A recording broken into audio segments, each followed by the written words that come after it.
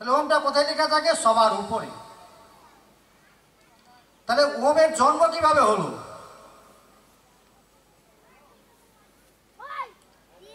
দেবাদিদেব মহাদেবের 5টি মুখ। এই 5টি মুখ থেকে কি হয়? 5টি শব্দ বেরিয়েছিল। দেবাদিদেব মহাদেবের 5টি মুখ থেকে 5টি শব্দ বেরিয়েছিল। অকার, ওকার, মকার, নাদ বিন্দুত্মিকা এবং চন্দ্রবিন্দু।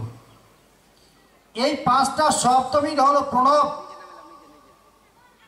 অর্থাৎ ওঙ্কার। এই ওঙ্কারের উচ্চারণ সকলেই করতে পারেন না। যে সমস্ত ব্রাহ্মণ উপনয়ন হয়নি, এই ওঙ্কারের সাধন, ওঙ্কার উচ্চারণ করতে পারে, ওম উচ্চারণ করতে পারেন না। কারণ যতক্ষণ পর্যন্ত তার দীক্ষা বা উপনয়ন হয়নি, ততদিন পর্যন্ত তার সূত্রতুল্য থাকে। তো সূত্রটাই বা কি? সূত্রটাই বা কি? জন্মনা জায়তে সূত্র সংস্কার দিদি উচ্চতে বেদ পাঠার ভবেদ বিপ্র ব্রহ্ম জানাতি ব্রাহ্মণ। জন্মের পর সকলে কিন্তু শূদ্র। কারণ একজন ব্রাহ্মণ সন্তান মাতৃগর্ভে কিন্তু পৈতে পড়ে আসেন নাই। একজন ইসলাম ধর্মাবলম্বী মাতৃগর্ভে কিন্তু ইসলাম হয়ে আসেন নাই।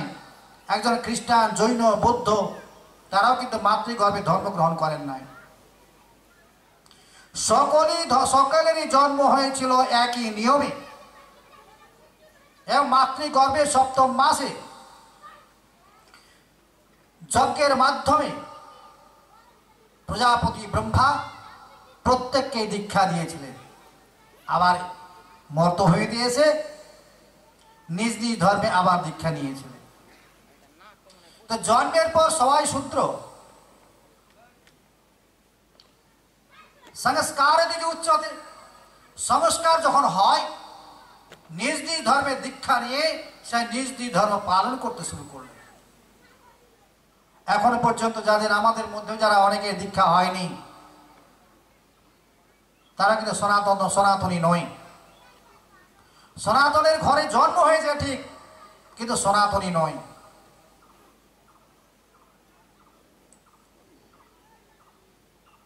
বেদ পাঠার ভবেদ পাঠ বিপ্র। তাহলে বেদ পাঠ, বেদ পাঠ কাকে বলা হয়? এই যে আমি গীতা পড়ছি, এটা বেদ পাঠ নয়, এটা কি? বই পড়া। তাহলে বেদ পাঠটা কি? বেদ পাঠার ভবেদ বিপ্র। এই যে বেদ পাঠ করতে করতে করতে করতে যখন জ্ঞানী হয়, তখনই হয় বিপ্র। অর্থাৎ এই গুরু প্রদত্ত সাধন বারবার অভ্যাস করাটাই হচ্ছে বেদ পাঠ। বই পড়ে কখনো জ্ঞানী হতে পারেন না। বই পড়ে পণ্ডিত হওয়া যায়, কখনো জ্ঞানী হতে পারেন না। জ্ঞানী হতে গেলে একমাত্র প্রয়োজন সদ্গুরুর আশ্রয় গ্রহণ করতে হবে। শ্রদ্ধা ভক্তি শ্রদ্ধা বান লভতে জ্ঞানম জ্ঞানম লাব্ধা পরম শান্তি মচে নাদি গচ্ছতি। শ্রদ্ধা, ভক্তি এবং সাধু, এই কটা বস্তু যদি আপনার মধ্যে আমার মধ্যে থাকে, তাহলেই হতে পারবেন বিপ্র। ব্রহ্ম জানাতি ব্রাহ্মণ। যখন সে ব্রহ্মকে জানতে পারবেন, তখন হবেন ব্রাহ্মণ, অর্থাৎ ব্রহ্মচারী। তাহলে বেদ পাঠ করা সমস্ত মানব জাতির ক্ষমতা ভগবান দিয়েছেন।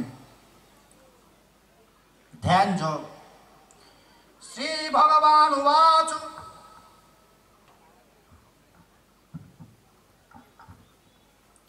শ্রী ভগবান উবাচ তরা অনাশ্রিত কর্ম ফলং কার্যং কর্ম করতি চ সন্ন্যাসী চ যোগী চ ন নিরঘৃণ্য চক্রিয় জং সন্ন্যাসমেতি প্রহুর্যোগং তং বিদ্ধি পাণ্ডব ন হসংনস্ত সংকল্প যোগী ভবতি কশ্চন। শ্রী ভগবান বললেন, কর্মফলের আশা না করিয়া, এই যে আমরা যতগুলো কর্ম করি একটা আশা নিয়ে, আশা আকাঙ্ক্ষা যত কিছু আছে সব কিছুকে পরিত্যাগ করে ভগবান শ্রীকৃষ্ণ অর্জুনকে বলছেন, হে অর্জুন, তুমি কর্ম করে যাও, তুমি ফলের আশা করিও না, ফল দেওয়ার মালিক কিন্তু আমি।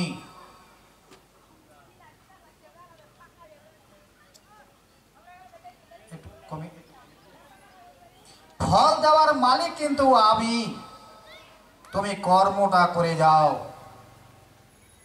কর্ম যত, তাহলে আমাকে কি করতে হবে? আমাকে কর্মটা করে যেতে হবে নিষ্কাম ভাবে, কামনা বাসনা ত্যাগ করে আমাকে কর্মটা করে যেতে হবে। যিনি কর্তব্য নিত্য কর্ম করেন, মানে যে সমস্ত ভক্তমণ্ডলী আশা আকাঙ্ক্ষা পরিত্যাগ করে যিনি কর্ম করেন, তিনিও সন্ন্যাসী, তিনিও কর্মযোগী। তাহলে কর্মযোগী কাকে বলবো? যে সমস্ত ভক্তমণ্ডলী কামনা বাসনা ত্যাগ করে যে সাত্ত্বিক কর্ম করেন, তিনি হলেন যোগী বা সন্ন্যাসী। কেবল তিনি সন্ন্যাসী বা যোগী নন, আবার এখানে কি বললেন? অগ্নিহোত্রাদি শ্রৌত তপদানাদি সার্থ কর্ম তিনি ত্যাগ করিয়াছেন, কেবল তিনি যোগী এবং সন্ন্যাসী। হে পাণ্ডব, শাস্ত্র যাহাকে সর্বকর্ম তাহার ফল ত্যাগরূপ সন্ন্যাস বলেন, নিষ্কাম কর্মানুষ্ঠান যোগকে তুমি সন্ন্যাস বলিয়া জানিবে। তাহলে ভগবান শ্রীকৃষ্ণ অর্জুনকে বললেন, তাহলে কর্মযোগী সন্ন্যাস কাকে বলবো? যিনি সকল কর্মের আশা করেন না, সমস্ত কর্মে ত্যাগ করে, আশা ত্যাগ করে যিনি কর্মটা করছেন। কারণ সংকল্প শূন্য না হইলে, কর্মফলের বাসনা ত্যাগ না করিলে কেহ কর্মযোগী হইতে পারে না। কর্মযোগী একমাত্র তারাই হইতে পারে যে সমস্ত বাসনা কামনা সবকিছু ত্যাগ করে যিনি কর্মটা করছেন, তিনি হচ্ছেন যোগী। আরেকটি কথা বলি, যে মূল কথাটাই বলা হয়নি, যে আমরা যে এতগুলো আমরা ধর্মগ্রন্থ আলোচনা করছি, শুনছি, পাঠ করছি,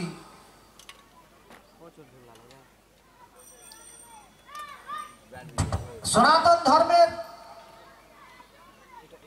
যতগুলো ধর্মগ্রন্থ আছে যদি এক জায়গায় রাখা হয় তাহলে একটা পুস্তকের পাহাড় হয়ে যাবে, পাহাড়। কিন্তু মানব জাতির মুক্তির কথা কিন্তু কোথাও বলা নেই। কি? মানুষ এসেছে পৃথিবীতে, যাবে পৃথিবী ছেড়ে, অর্থাৎ জন্ম যখন হয়েছে মৃত্যু নিশ্চিত, আর মৃত্যু যখন হচ্ছে তাহলে জন্মও নিশ্চিত।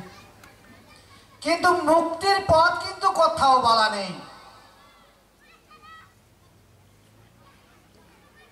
ভগবান শ্রীকৃষ্ণ অর্জুনকে একমাত্র শ্রীমদ্ ভাগবত গীতায় মুক্তির পথ বলেছেন। তো মুক্তিটাই বা কি? বৈষ্ণব মণ্ডলীগণ বলেন, প্রভু আসিব যাইব চরণ সেবিব, হইব চরণের দাস, আমি যুগ যুগ, হে প্রভু, এই যুগ যুগ ধরে বদ্ধভূমিতে আসবো আর আমি তোমার চরণ সেবা করব, তুমি আমাকে মুক্তি দিও না। কিন্তু গীতায় কি বলছেন? গীতাই বললেন কৈবল্য মুক্তি। মুক্তি কত প্রকার? মুক্তি হচ্ছে 5 প্রকারের: সালক্য, সারক্য, শাষ্ঠ, সাযুজ্য এবং কৈবল্য মুক্তি। তন্মধ্যে সর্বশ্রেষ্ঠ মুক্তি হচ্ছে কৈবল্য মুক্তি।